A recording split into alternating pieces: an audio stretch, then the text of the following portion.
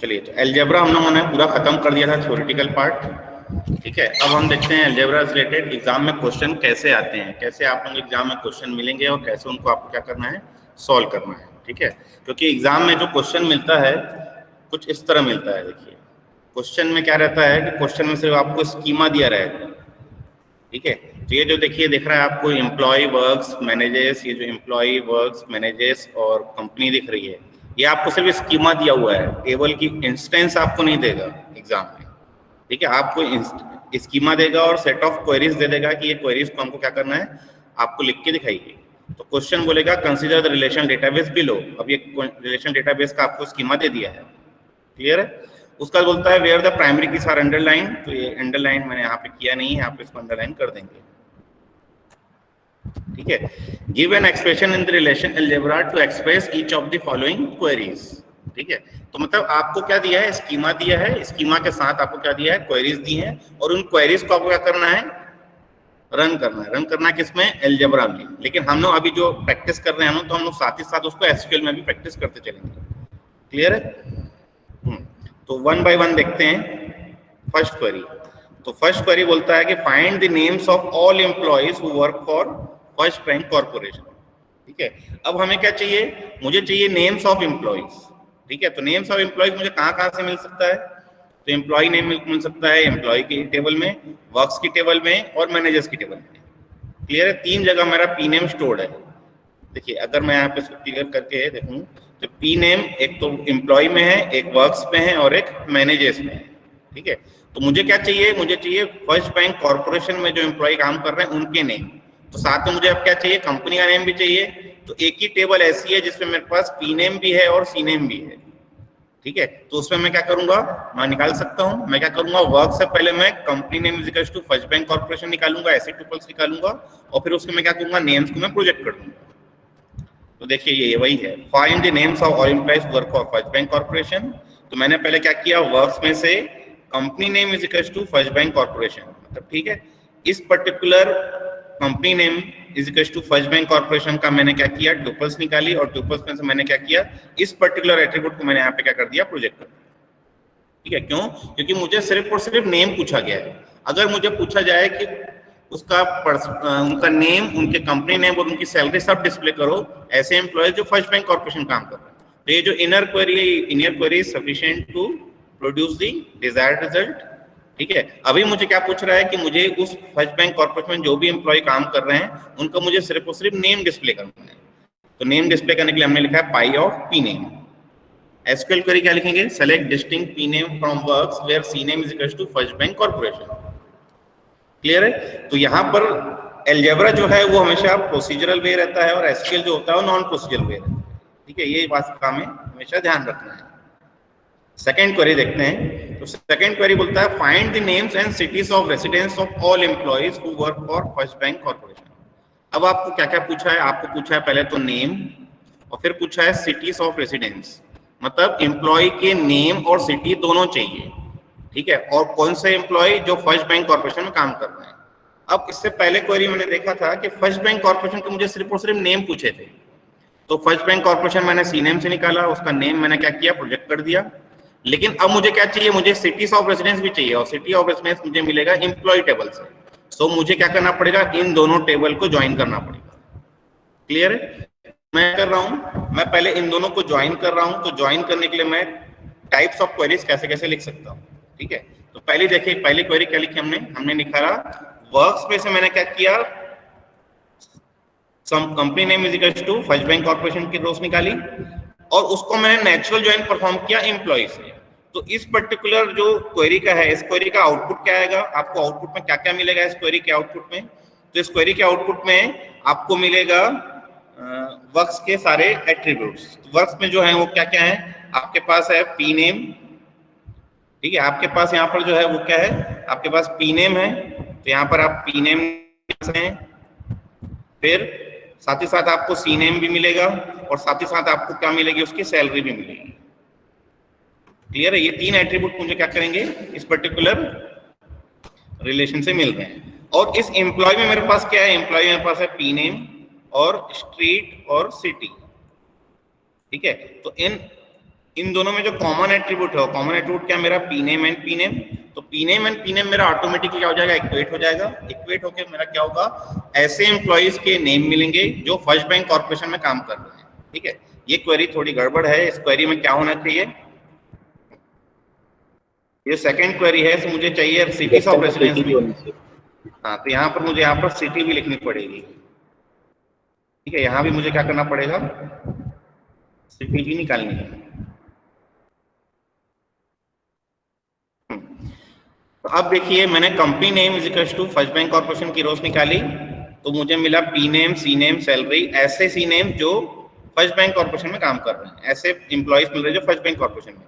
और उसको मैंने एम्प्लॉय से मैंने क्या कर दिया, नेचुरल ज्वाइन किया, तो नेचुरल ज्वाइन करूंगा तो इस पे भी पी नेम है, इस पे भी पी नेम है, इन दोनों के बेसिस पर नेचुरल ज्वाइन परफॉर्म होगा। और फिर मैं क्या करूंगा, मैं निकालूंगा पी नेम और सिटी, मतलब मैं प्रोजेक्ट क्या करूंगा, मैं सिर्फ नेम और सिटी प्रोजेक्ट करूंगा। तो पी नेम मेरा आएगा एम्प्लॉय से और वर्क दोनों से आ रहा है, इसलिए मैं डायरेक्टली पी नेम लिख रहा हूँ क्योंकि मैं नेचुरल ज्वाइन परफॉर्म कर रहा हूँ। ये सेम क्वेरी अगर मैं इक्वी ज्वाइन से परफॉर्म करूं तो मैं क्या करूंगा, मैं लिखूंगा एम्प्लॉय क्रॉस प्रोडक्ट और फिर मैं निकालूंगा वर्क्स।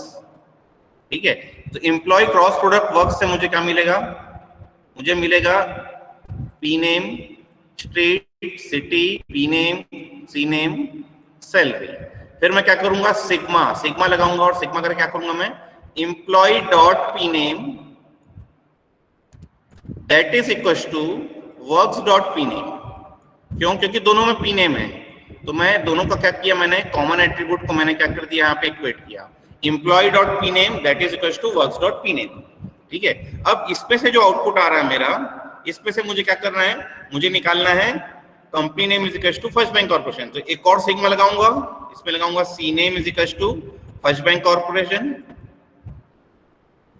ठीक है, और फिर उस पर्टिकुलर क्वेरी के आगे आउटर में क्या लगाऊंगा, मैं लगाऊंगा employ dot P name comma city. तो एक क्वेरी बहुत बड़ी हो जा रही है क्योंकि पहले मैं निकाल रहा हूं एम्प्लॉय वर्क्स को, मैंने क्रॉस जॉइन परफॉर्म किया, क्रॉस जॉइन परफॉर्म करने के बाद मैंने एक क्वालिटी कंडीशन दी, employ dot P name that is equal to works dot P name.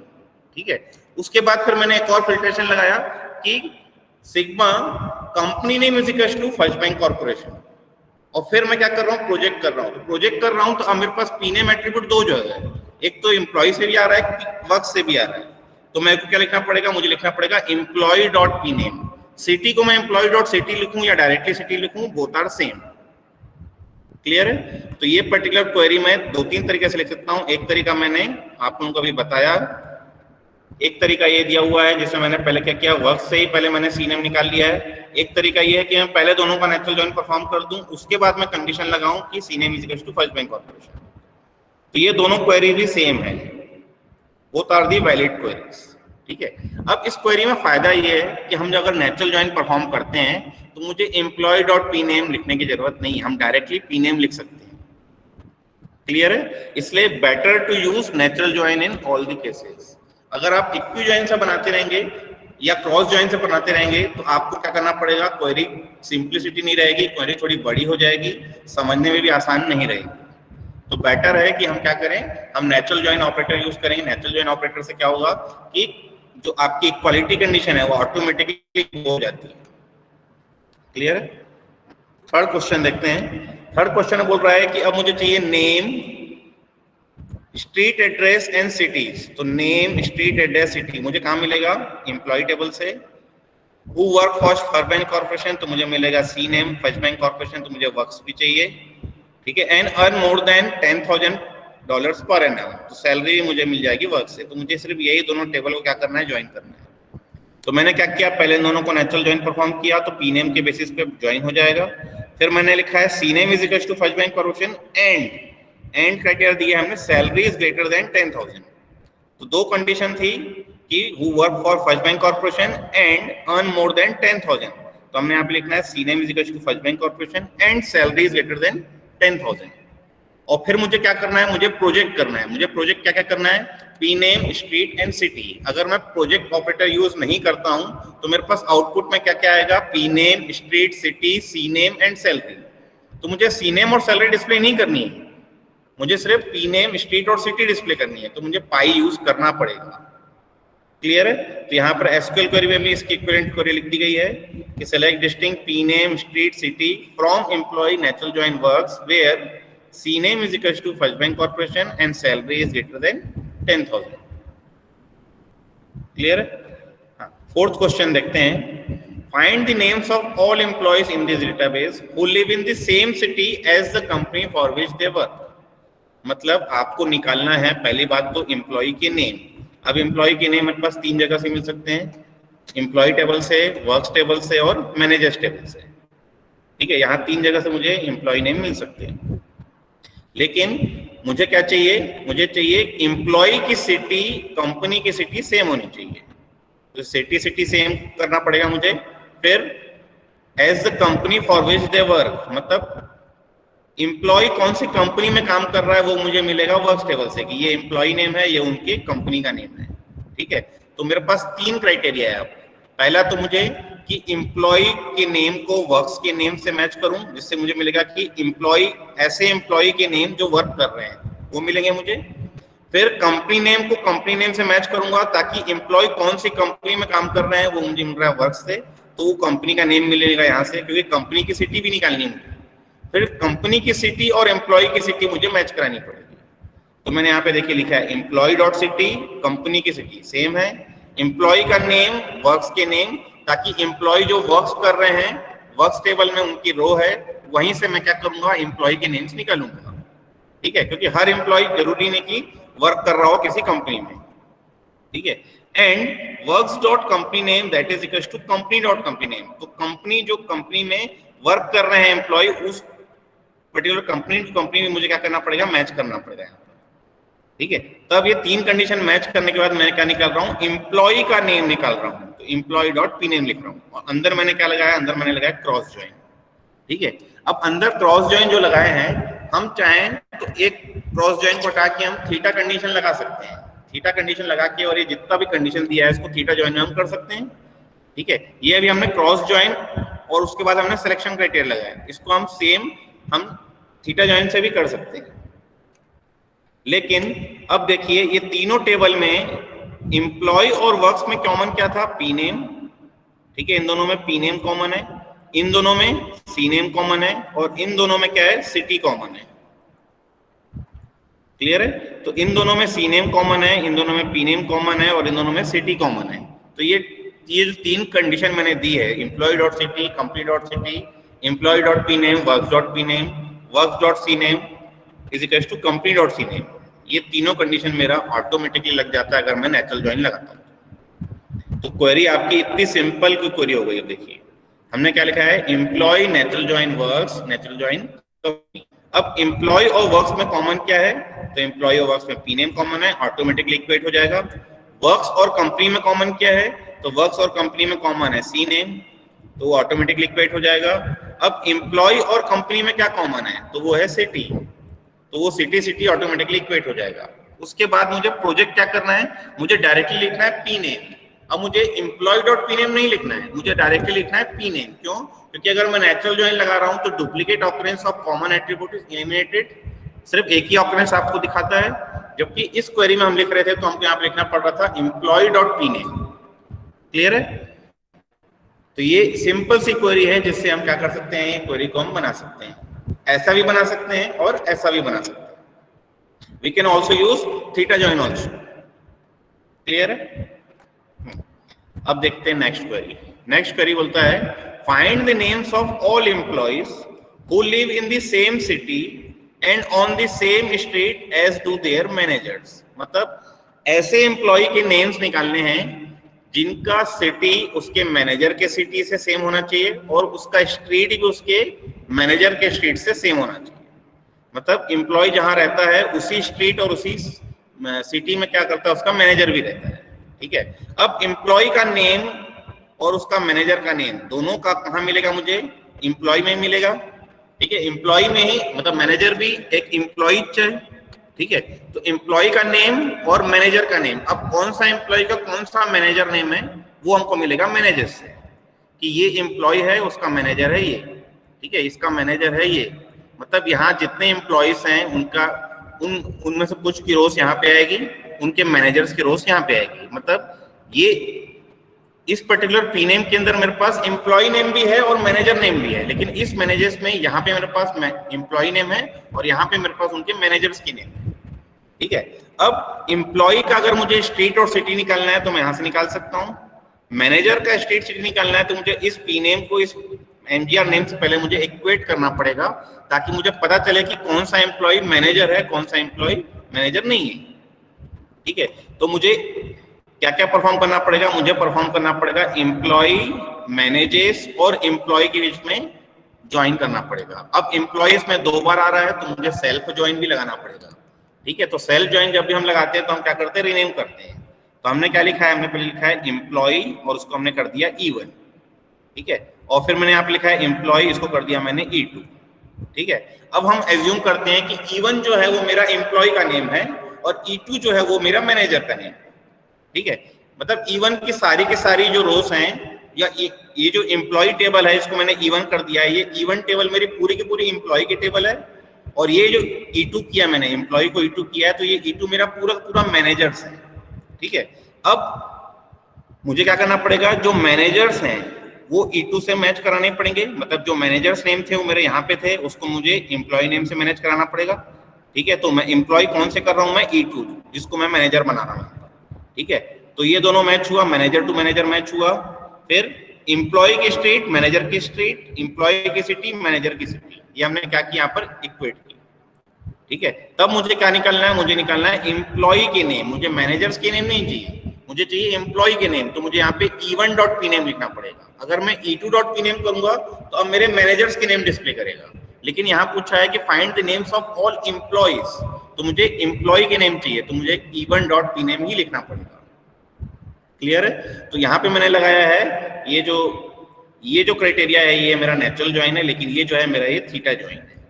ठीक है, तो ये पहले तो मैं क्या कर रहा हूँ कि एम्प्लॉय और मैनेजर्स में मैं क्या कर रहा हूँ, थीटा ज्वाइन लगा रहा हूँ। यहाँ पर ये नेचुरल ज्वाइन की जगह यहाँ पे आना चाहिए ये क्रॉस ज्वाइन, लेकिन अगर मैं नेचुरल ज्वाइन भी लगाता हूँ तो उसमें जो पर्टिकुलर रोज सॉरी कॉलम्स है कॉमन, वो ऑटोमेटिकली इक्वेट कर देगा, इसलिए यहाँ पर बेटर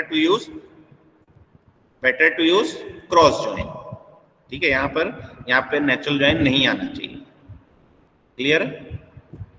नेक्स्ट क्वेश्चन देखते हैं, बहुत इजी क्वेश्चन है। इजी क्वेश्चन क्या है कि find the names of all employees who live in find the names of all employees in this database who do not work for first bank corporation. तो पहली query थी कि ऐसे employ के नेम्स बताओ जो फर्स्ट बैंक कॉर्पोरेशन में काम करते हैं, तो हमने लिखा था C name is equal to first bank corporation. अब हम क्या लिखेंगे यहाँ पर, C name is not equal to first bank corporation. लेकिन अगर मैं क्वेरी को अगर ऐसा लिखूं, मैं लिखूं सपोज वर्क्स, और वर्क्स में से मैं क्या निकालूं, मैं निकालूं पाई ऑफ पी नेम। तो ऐसे नेम्स मिलेंगे जो सभी में, और फिर मैं लिख रहा हूं पाई ऑफ पी नेम, और पी नेम करने के बाद मैं लिख रहा हूं sigma C name that is equal to first bank corporation और फ्रॉम वर्क्स। तो इससे मुझे क्या मिलेगा, इससे भी मुझे सेम आउटपुट मिलेगा। मतलब मैं क्या कर रहा हूं, मैं निकाल रहा हूं वर्क्स में से company name is equal to first bank corporation, उनके नेम्स निकाल दे रहा हूं और उसको माइनस कर दे रहा हूं वर्क्स में से। तो ऐसे एम्प्लॉय मिलेंगे जो फर्स्ट बैंक कॉर्पोरेशन में काम नहीं कर रहे हैं। क्लियर है? तो both the queries are valid. Clear है? प्लस अगर अब मैं इसमें चेंज करूं, मैं अगर बोलता हूं कि एम्प्लॉय जो है, एम्प्लॉय के नेम मुझे एम्प्लॉय में मिल रहा है, वर्क से मिल रहा है और मैनेजर से मिल रहा है। ठीक है, 3 जगह मुझे मिल रहा है। ठीक है, अगर मैं बोलता हूं कि सारे के सारे एम्प्लॉय जरूरी नहीं है कि कंपनी में काम करें। ठीक है, अगर मैं बोलूं कि सारे के सारे एम्प्लॉय किसी न किसी कंपनी में काम कर रहे हैं, that means if all employ works for at least one company, that means ये दोनों क्वेरी मेरी ट्रू है। ठीक है, ये दोनों क्वेरी मेरी क्या है, सही है। ठीक है, लेकिन अगर मैं बोलूं कि कुछ एम्प्लॉय ऐसे हैं जो किसी भी कंपनी में काम नहीं कर रहे हैं, तो उस केस में ये क्वेरी मेरी क्या हो जाएगी, गड़बड़ हो जाएगी। ये भी क्वेरी मेरी गड़बड़ हो जाएगी। उस केस में मुझे क्या करना पड़ेगा, मुझे यहाँ से निकालना है, इसको हटा के मुझे यहाँ पे लिखना है एम्प्लॉय। मतलब मैं क्या करूंगा, एम्प्लॉय के पूरे नेम निकालूंगा और माइनस करूंगा ऐसे एम्प्लॉय नेम जो फर्स्ट बैंक कॉर्पोरेशन में काम कर रहे हैं, तो मुझे ऐसे नेम मिलेंगे जो फर्स्ट बैंक कॉर्पोरेशन में काम नहीं कर रहे हैं, और ऐसे भी नेम मिलेंगे जो किसी भी कंपनी में काम नहीं कर रहे हैं। क्लियर है? सो अगर मैं एक क्वेरी बोलूं कि जो क्वेरी सब जगह चल जाए, वो क्वेरी होगी आपकी ये माइनस वाली। ठीक है, मतलब आप क्या कर रहे हैं, आप निकाल रहे हैं एम्प्लॉय में से नेम, माइनस कर रहे हैं और pi of P name from sigma C name is equal to first bank corporation from works. ठीक है, मतलब वर्क्स में से आपने फर्स्ट बैंक कॉर्पोरेशन निकाला और फर्स्ट बैंक कॉर्पोरेशन के आपने नेम निकाले और नेम को आपने क्या कर दिया, माइनस कर दिया किसमें से, एम्प्लॉय के नेम्स में से। क्लियर है? नेक्स्ट क्वेरी देखते हैं, find the names of all employees who earn more than every employee of small bank corporation. ठीक है, मतलब मुझे ऐसे एम्प्लॉय के नेम चाहिए जिनकी सैलरी स्मॉल बैंक कॉर्पोरेशन के सारे एम्प्लॉय से ग्रेटर है, मतलब सारे के सारे एम्प्लॉय की सैलरी से ज्यादा है। ठीक है, तो मुझे क्या करना पड़ेगा, अगर मैं स्मॉल बैंक कॉर्पोरेशन के सैलरीज देखूं तो मुझे वर्क से मिलेंगी, और ऐसे एम्प्लॉयज निकालूं जो स्मॉल बैंक कॉर्पोरेशन में नहीं है, वो भी मुझे वर्क से ही मिलेगा। मतलब मुझे क्या करना है, मुझे निकालना है क्या बोलते हैं अपना वर्क्स टेबल से ही मुझे क्या करेगा, निकलेगा, लेकिन वर्क्स को मुझे क्या करना पड़ेगा, सेल्फ ज्वाइन लगाना पड़ेगा। अब सेल्फ ज्वाइन कैसे लगा रहे हैं हम लिख रहे हैं वर्क्स को W1, वर्क्स को W2। ठीक है, वर्क्स को W1 किया मैंने, मतलब एक को रीनेम कर दिया मैंने W1 से, एक को मैंने रीनेम कर दिया W2 से, और W2 का नेम मैंने कर दिया स्मॉल बैंक कॉर्पोरेशन। मतलब ये मेरा जो है ये क्या है, ये मेरा स्मॉल बैंक कॉर्पोरेशन है। ठीक है, अब मुझे यहाँ पे क्या करना है, ऐसे एम्प्लॉयज निकालना है जिनकी सैलरी इस स्मॉल बैंक कॉर्पोरेशन की सैलरी से ज्यादा है। तो मैं क्या कर रहा हूँ, मैं पहले ऐसे रोज निकाल रहा हूँ जिनकी सैलरी इस स्मॉल बैंक कॉर्पोरेशन की रोज से कम या उसके इक्विवेलेंट है। ठीक है, कम या उसके इक्विवेलेंट है, ऐसे रोज में निकाल रहा हूँ, और ऐसे नेम्स निकाल रहा हूँ उसमें से, और उस नेम्स को मैं क्या कर रहा हूँ, वर्क्स में से माइनस कर दे रहा हूँ। तो मुझे मिलेंगे कि ऐसे एम्प्लॉयज जो जिनकी सैलरी स्मॉल बैंक कॉर्पोरेशन के एम्प्लॉयज की सैलरी से ज्यादा होगी। ठीक है, मतलब यहाँ पे मैं क्या कर रहा हूँ, यहाँ पे मैं निकाल रहा हूँ कि ऐसे एम्प्लॉयज जिनकी सैलरी स्मॉल बैंक कॉर्पोरेशन के किसी एक भी एम्प्लॉय की सैलरी से अगर कम है या उसके इक्विवेलेंट है। ठीक है, तब मैं क्या कर रहा हूँ, ऐसी रोज निकाल रहा हूँ, और उसको मैं माइनस कर दे रहा हूँ किसमें से, वर्क्स में से। तो वर्क्स में से माइनस करने से क्या होगा कि स्मॉल बैंक कॉर्पोरेशन के रोज आएंगी नहीं, पहली बात तो। ठीक है, और उसमें आपकी क्या होंगी, ऐसे एम्प्लॉयज के नेम मिलेंगे जो जिनकी सैलरी स्मॉल बैंक कॉर्पोरेशन के एम्प्लॉयज की सैलरी से ज्यादा होगी। ठीक है, अब ये तो हमने किया किसमें, अलजेब्रा में। तो अलजेब्रा में एक क्वेरी को करने के लिए मुझे क्या करना पड़ा, मुझे लगाना पड़ा सेल्फ ज्वाइन। ठीक है, हम विथ क्लॉज से भी लगा सकते थे, हम असाइनमेंट ऑपरेशन से भी इसको कर सकते हैं। ठीक है, लेकिन अगर एसक्यूएल में हम करेंगे तो एसक्यूएल में हम क्या करेंगे, हम लिखेंगे select distinct P name from works where salary is greater than all, और फिर मैं क्या कर रहा हूँ, select salary from works where company name is equal to first bank corporation. यहाँ पर भी ये गड़बड़ है, यहाँ पर एक मिसिंग है, यहाँ पे क्लोजिंग ब्रेसेस मिसिंग है। ये हो गई एक इनर क्वेरी। इनर क्वेरी क्या होगी, पहले एग्जीक्यूट होगी। ये एक सब क्वेरी है, सब क्वेरी में इनर क्वेरी पहले एग्जीक्यूट होगी। तो पहले हमने क्या निकाल रहे हैं, स्मॉल बैंक कॉर्पोरेशन के एम्प्लॉयज की सैलरी निकाल रहे हैं। तो यहाँ पे जो सेट मिलेगा वो सारा सेट क्या रहेगा, स्मॉल बैंक कॉर्पोरेशन की सैलरीज रहेंगी। उनमें से सारे में से मैं क्या कर रहा हूँ, ग्रेटर देन ऑल निकाल रहा हूँ, क्योंकि यहाँ पर एवरी बोल रहा है। ठीक है, एवरी बोल रहा है, इससे मुझे यहाँ पे क्या करना पड़ रहा है, ऑल लिखना पड़ रहा है।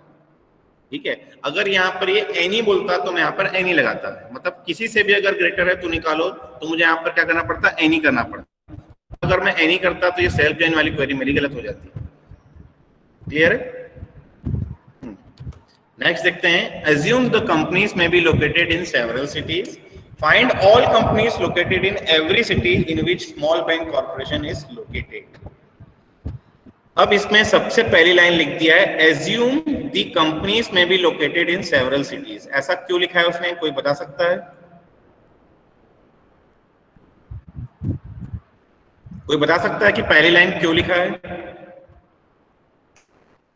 Am I audible? Yes sir। तो पहली लाइन क्यों लिखा है उसने, क्वेश्चन में पहली लाइन क्यों लिखी है उसने?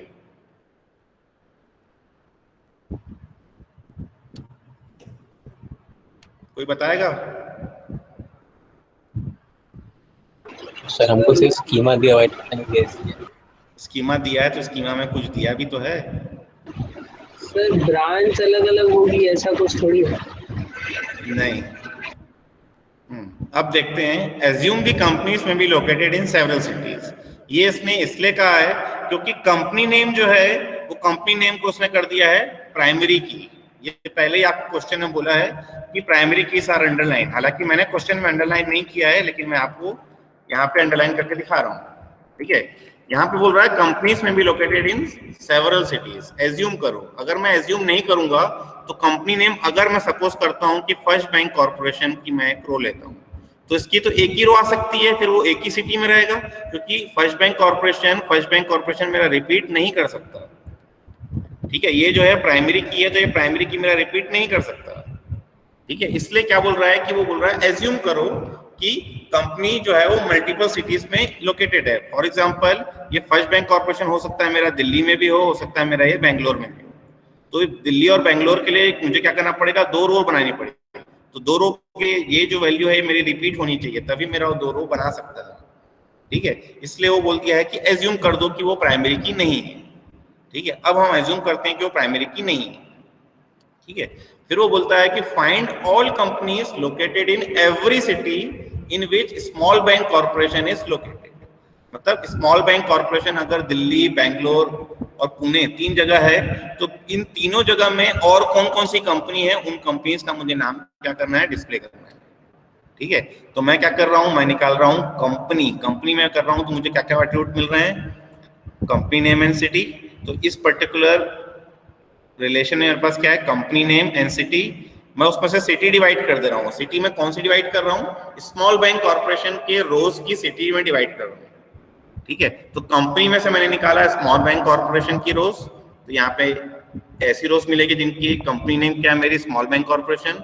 फिर उन स्मॉल बैंक कॉर्पोरेशन की मैं क्या कर रहा हूँ, सिटीज निकाल रहा हूँ, और उन सिटीज को मैं क्या कर रहा हूँ, डिवाइड कर दे रहा हूँ किसमें, कंपनी से।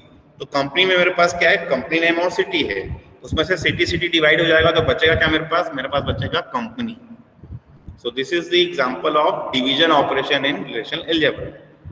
ठीक है, जहां आपको क्या करना है, अब देखिए डिवीजन ऑपरेशन जब भी हमने बोला था कि वहां पे हम लिखते हैं फॉर ऑल या एवरी, तो यहाँ पे देखिए एवरी कीवर्ड यूज किया है। ठीक है, या तो फॉर ऑल दिया रहेगा या तो एवरी दिया रहेगा, तभी हमें डिवीजन ऑपरेशन लगाना है, अदरवाइज डिवीजन ऑपरेशन नहीं लगाना है। क्लियर है? तो अलजेब्रा में तो हमने डायरेक्टली लिख दिया कि company divide by pi of city sigma C name is equal to small bank corporation from company. ठीक है, लेकिन एसक्यूएल में करने क्या करना पड़ेगा, ये मैंने एक तरीका बताया है, आपको 3 तरीके मैंने और बताए थे, वो 3 तरीके, चारों तरीके से आप क्या कर सकते हैं, इसमें निकाल सकते हैं डिवीजन ऑपरेशन। ठीक है, ये क्वेरी मैंने पिछली क्लास में समझाई रखी है आपको। उसके बाद देखते हैं यहां तक को जो हमको क्वेश्चन मिला था ये वाला। ठीक है, अब इस क्वेश्चन को और एक्सटेंड करते हैं। ये जो क्वेश्चन दिया है, ये क्वेश्चन दिया था कि इसमें आपको सब जगह फाइंड मतलब पूरा सेलेक्ट करना है। अब मैं क्या कर रहा हूँ, अपडेशन, इंसर्शन, डिलीशन, अपडेशन भी हम क्या करके पहला क्वेश्चन बोलता है कि modify the database so that Jones now lives in new town. मतलब अब जोन्स जो है उसकी सिटी क्या हो गई है, न्यू टाउन कर देनी है। तो सिटी मुझे क्या मिलेगा इस पर्टिकुलर, मतलब मुझे अपडेट क्या करना है, मुझे अपडेट करना है उसकी सिटी। तो सिटी मुझे अपडेट करना है, तो एम्प्लॉय की सिटी मुझे एम्प्लॉय टेबल से मिलेगी। तो मुझे अपडेट कौन सी टेबल करनी है, मुझे टेबल अपडेट करनी है एम्प्लॉय।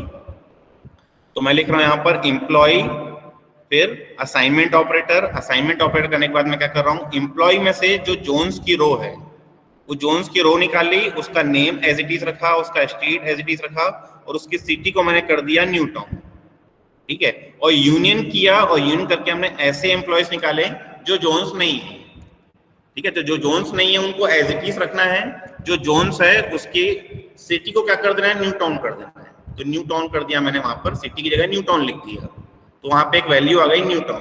अब उसकी पहली वैल्यू जो भी रहेगी उस पर्टिकुलर रिजल्ट सेट में क्या रहेगा, न्यू टाउन, और उसको मैंने वापस क्या कर दिया, एम्प्लॉय में असाइन कर दिया। अगर मैं एसक्यूएल की बात करूं तो एसक्यूएल में आएगा update employee set city is equal to new town. किसकी सिटी न्यू टाउन करनी है, P name is equal to Jones. तो हमने लिखा where condition is P name is equal to Jones. ठीक है, मतलब ऐसे एम्प्लॉय जिनका नाम जोन्स है उनकी सिटी न्यू टाउन कर दीजिए। क्लियर है? सेकंड देखते हैं। सेकंड बोलता है give all employees of first bank corporation a 10% salary raise. ठीक है, अब मुझे क्या करना है कि ऐसे एम्प्लॉय जो फर्स्ट बैंक कॉर्पोरेशन काम कर रहे हैं, तो फर्स्ट बैंक कॉर्पोरेशन मुझे मिलेगा यहाँ से, और सैलरी इंक्रीज करनी है तो सैलरी मुझे मिलेगी वर्क से। तो मुझे अपडेट कौन सी टेबल करनी है? मुझे टेबल अपडेट करनी है वर्क्स। तो मैं लिख रहा हूं यहाँ पर वर्क्स और असाइन। अब मुझे क्या असाइन करना है? मैंने पहले वर्क्स में से फर्स्ट बैंक कॉर्पोरेशन निकाला, तो ये फर्स्ट बैंक कॉर्पोरेशन की रो मिली। उस फर्स्ट बैंक कॉर्पोरेशन की रोज में से मैंने क्या किया? P name as it is रखा, C name as it is रखा, सैलरी को मैंने क्या कर दिया? 1.1 कर दिया। तो 10% उनकी सैलरी क्या हुई? इंक्रीज होगी। और फिर मैंने क्या किया? यूनियन किया, और यूनियन करके मैंने क्या किया? वापस ऐसी रो जनरेट की जो फर्स्ट बैंक कॉर्पोरेशन वाली नहीं है। तो मैंने लिखा works minus sigma C name is equal to first bank corporation from works. ठीक है, तो यहाँ पे क्या होगा कि जिनकी ऐसे एम्प्लॉय जिनके कंपनी का नाम क्या है? फर्स्ट बैंक कॉर्पोरेशन है, उस एम्प्लॉय की सैलरी क्या हो जाएगी? 10% इंक्रीज हो जाएगी। क्लियर है? अगर मैं एसक्यूएल की बात करूं तो एसक्यूएल में होगा update work set salary is equal to salary into 1.1। मतलब मैंने क्या किया? 10% इंक्रीज कर दी salary. Where condition is company name is equal to first bank corporation. मतलब ऐसे एम्प्लॉय जिनकी कंपनी का नाम क्या है? फर्स्ट बैंक कॉर्पोरेशन है, उनकी सैलरी इंक्रीज कर देना है। क्लियर है? थर्ड देखते हैं। अब यहां बोलता है give all managers in this database a 10% salary raise. ठीक है, तो मुझे क्या करना है? अभी भी चेंजेस मुझे क्या करना है? सैलरी में ही करना है। तो सैलरी में ही करना है, तो मुझे वर्क्स टेबल को ही क्या करना है? अपडेट करना है। लेकिन अब मेरा क्या हो गया है कि जो वर्क्स टेबल में जो सैलरी में इंक्रीज करूंगा वो ऐसे एम्प्लॉय की इंक्रीज करूंगा जो मैनेजर्स हैं। तो मैनेजर्स का पता चलेगा जब मैं इस पी नेम को इस मैनेजर नेम के साथ में इक्वेट करूंगा, तभी पता चलेगा कि कौन सा एम्प्लॉय मेरा मैनेजर है, कौन सा एम्प्लॉय मेरा एम्प्लॉय है, नॉर्मल एम्प्लॉय है, कौन सा मेरा मैनेजर है। तो मुझे मैनेजर का ही चेंज करना है, मुझे एम्प्लॉय का चेंज नहीं करना है। तो मैं पहले क्या कर रहा हूँ? देखिए, पहले मैंने लिखा वर्क्स क्रॉस मैनेजर्स, मैंने क्रॉस ज्वाइन परफॉर्म किया, और फिर मैंने इक्वी करने के लिए एक कंडीशन दे दी। कंडीशन क्या थी? मैंने works dot P name that is equal to MGR name. मैं इसको ऐसे भी लिख सकता हूँ works dot P name is equal to managers dot MGR name. लेकिन मैनेजर्स डॉट एमजीआर नेम और एमजीआर नेम लिखूं दोनों सेम है, क्योंकि एमजीआर नेम एक ही टेबल से मिल रहा है, वो है मैनेजर्स। लेकिन अगर मैं P name is equal to MGR name करूंगा तो क्वेरी मेरी गलत हो जाएगी, क्योंकि पी नेम दोनों रिलेशन में, वर्क्स में भी पी नेम है, मैनेजर्स में भी पी नेम है। तो मुझे लिखना पड़ रहा है वर्क्स का पी नेम, मतलब वर्क्स में जो एम्प्लॉइज हैं और यहाँ पे जो मैनेजर्स के नेम है वो दोनों मेरे सेम होने चाहिए। तो वर्क्स में से वो मेरे मैनेजर्स के नेम मिल जाएंगे। उन मैनेजर्स के नेम का मैंने क्या किया? नेम निकाला, कंपनी नेम निकाला और सैलरी निकाला। ठीक है, मतलब इस T1 में मुझे क्या मिलेंगे? मुझे इस T1 में मिलेंगे मैनेजर्स के नेम, उनकी कंपनी और उनकी सैलरी। ठीक है, ऐसी रोज मिलेगी जो मैनेजर्स है। ठीक है, फिर उस मैनेजर्स का मैंने क्या किया? नेम सेम रखा, कंपनी नेम सेम रखा और सैलरी कर दी मैंने इंक्रीज 1.1। उसको मैंने कर दिया T2 में, और इस T2 में क्या कर रहा हूं? जो मैनेजर नहीं है उसको वर्क से माइनस किया मैंने, ऐसे रोज निकाली जो मैनेजर्स नहीं है, और उन दोनों को मैंने यूनियन किया और वापस असाइन कर दिया मैंने वर्क्स में। ठीक है, तो T1 में मैंने पहले निकाला मैनेजर्स की रो, फिर T2 में मैंने क्या किया? उस मैनेजर्स की रो की सैलरी को 10% इंक्रीज कर दिया, और फिर मैंने फाइनल एक्सप्रेशन लिखा कि वर्क्स में मैं क्या करूंगा कि T2 को रखूंगा जो मैंने अपडेट किया, और T1 को माइनस करके रखूंगा जो मतलब मैनेजर्स नहीं है, जो नॉर्मल एम्प्लॉय है, जो मैनेजर्स नहीं है। क्लियर है? और अगर मैं एसक्यूएल की बात करूं तो एसक्यूएल में सिंपल है, update works set salary is equal to salary into 1.1। अब किनका करना है? जो पी नेम मेरे मैनेजर्स में है, मैनेजर्स में, तो P name in select MGR name from managers. यहाँ पे मैं सब क्वेरी यूज करके निकाल रहा हूँ, लेकिन यहाँ पे मुझे क्या करना पड़ेगा? मुझे यूज करना पड़ेगा ज्वाइन। क्लियर है? और ज्वाइन करके वो मुझे यहाँ पर असाइन करना पड़ेगा, ऐसे रोज को भी असाइन करना पड़ेगा, मतलब ऐसी रोज को जो मैनेजर्स हैं और ऐसी रोज को भी जो मैनेजर्स नहीं है, दोनों को पहले यूनियन करना पड़ेगा। यूनियन करके मुझे वापस क्या करना पड़ेगा? असाइन करना पड़ेगा ओरिजिनल रिलेशन। क्लियर है? फोर्थ देखते हैं, ये थोड़ा सा और टीडियस है। Give all managers in this database a 10% salary raise. मतलब इस क्वेरी में और इस क्वेरी में डिफरेंस ये है कि यहाँ मैनेजर्स की सैलरी 10% पहले तो इंक्रीज कर रहा है, unless the salary would be greater than 1 lakh. मतलब जब तक उसकी सैलरी 1 लाख ना हो जाए तब तक मुझे क्या करना है, उसको इंक्रीज करना है। अगर वो 1 लाख से ऊपर हो गया है तब मैं क्या करना है, गिव ओनली अ 3% रेज। मतलब ऐसे मैनेजर्स जिनकी सैलरी 1 लाख नहीं पहुंची है उनका मुझे 10% करना है, और अगर 1 लाख के ऊपर है तो मुझे क्या करना है, सिर्फ 3% इंक्रीज करना है। क्लियर है? तो पहले मैंने क्या किया, पहले मैंने निकाला वर्क्स और मैनेजर्स में से works dot P name equal to MGR name और पी नेम सी नेम और सैलरी निकाली। मतलब T1 में ऐसी रो मिलेगी जो मैनेजर्स है। ठीक है, यहां तक तो बहुत इजी है, पहले भी देख चुके हैं हम लोग।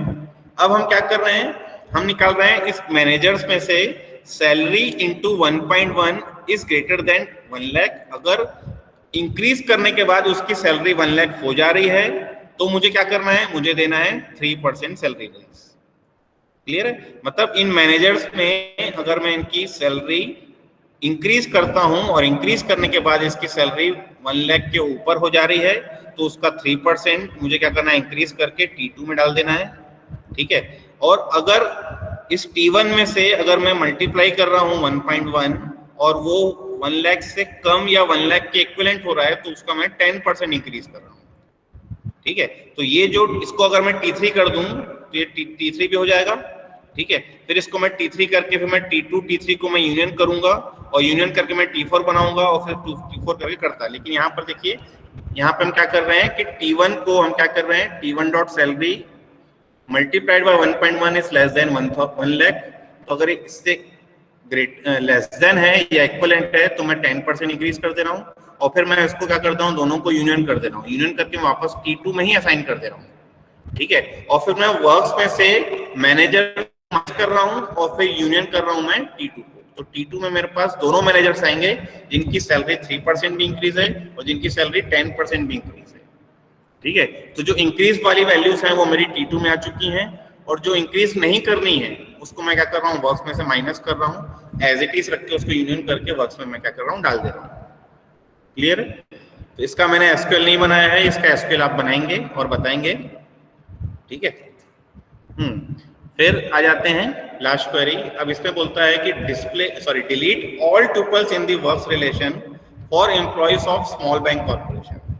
ठीक है, मतलब मुझे कौन सी रोज डिलीट करनी है, जो स्मॉल बैंक कॉर्पोरेशन में वर्क कर रहे हैं ऐसे एम्प्लॉइज मुझे क्या करने हैं, डिलीट कर देने हैं। किसमें से डिलीट करने हैं, मुझे डिलीट करने हैं वर्क्स रिलेशन से। तो डिलीट मुझे परफॉर्म करना है वर्क्स रिलेशन। ठीक है, तो मुझे क्या करना है, वर्क्स में से माइनस करना है, स्मॉल बैंक कॉर्पोरेशन की रोज निकालनी है और उसको वापस असाइन कर देना है वर्क्स में। मतलब स्मॉल बैंक कॉर्पोरेशन की रोज निकाली, वर्क्स में से माइनस किया, तो जो बचेंगे वो स्मॉल बैंक कॉर्पोरेशन के अलावा वाले बचेंगे, उसको मैंने वापस असाइन कर दिया किसमें, वर्क्स में। तो ये क्या हो जाएंगे, स्मॉल बैंक कॉर्पोरेशन वाली रोज डिलीट हो जाएंगी। एसक्यूएल में अगर इसको लिखूं तो मैं लिखूंगा delete from works where company name is equal to small bank corporation. मतलब मुझे क्या करना है, सिंपल से एक कंडीशन देनी है कि company name is equal to small bank corporation. ऐसी जो जो टुपल्स मिल रही हैं उन टुपल्स को क्या कर दो, आप डिलीट कर दो। क्लियर है? So SQL is non procedural, algebra is procedural. तो आपको अलजेब्रा में पूरा स्टेप बाय स्टेप पूरा प्रोसीजर लिखना पड़ेगा, लेकिन एसक्यूएल में आपको प्रोसीजर बताने की जरूरत नहीं है। आप डायरेक्टली क्या करेंगे, कंडीशन बताएंगे, जो भी उस कंडीशन को फॉलो करेगा वो पर्टिकुलर रोज में आपकी क्या हो जाएगी, डिलीट हो जाएगी। क्लियर है? तो यहाँ तक था आज का प्रैक्टिस सेशन। अगर किसी को किसी भी क्वेरी में डाउट है तो पूछ सकते हैं।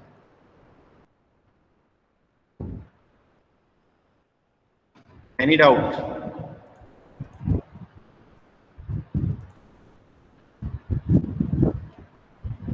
Any doubt?